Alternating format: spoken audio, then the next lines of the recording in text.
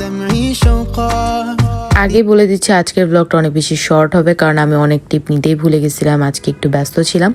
So সকালেই উঠে আমার ভার্সিটিতে যাওয়া লাগছে। অ্যান্ড আজকে দেখলাম যে ভার্সিটি খুব সুন্দর করে সাজিয়েছে, বিকজ ইফতার পার্টি আছে।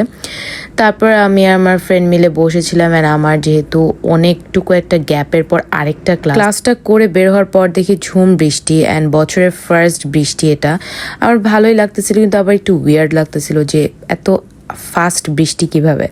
তারপরে আমি এতই টায়ার্ড ছিলাম, গাড়িতে আমি ঘুমাই গেছি। কাছাকাছি এসে আমার মনে পড়ছে যে আম্মু আমাকে বলে দিছিল কিছু টুকটাক সবজি নিয়ে আসতে অ্যান্ড কিছু বাজার। সো ওগুলো করে আমি ডিরেক্টলি বাসায় গেলাম। বাসায় যাওয়ার পর লিটারেলি গাইস সারাদিন ভার্সিটি করে না আর এনার্জিটা থাকে। পরে ইফতার ভাজলাম, ভাজা পরে যা থাকে।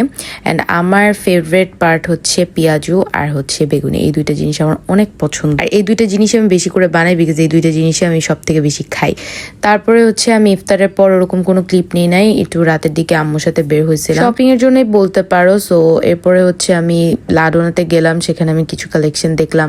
আম্মু একটা ড্রেস নিল, আর কয়েকটা মার্কেট ঘুরি, বাট আমি কোনো ক্লিপই নিই। বললাম না আজকে আমার ক্লিপ নিতে মনেই নেই কোনো কিছু। তারপর বাসায় এসে দুইটা কন্টেন্ট মেক করে একটা লাইভ ছিল। অ্যান্ড এরপর আমার ডান কানের অবস্থা খুবই খারাপ হয়ে গেছিলাম, কান ফুটা করছি আরো 7-8 মাস আগে, এখনো পর্যন্ত আমার পেইনটা যায় না। সামটাইমস কেন পেইন করে আমি জানি না। স্কিন কেয়ার করে আমি লিটারালি বিছানায় দৌড় দিছি, আমি আর পারতেছিলাম না। See you tomorrow guys.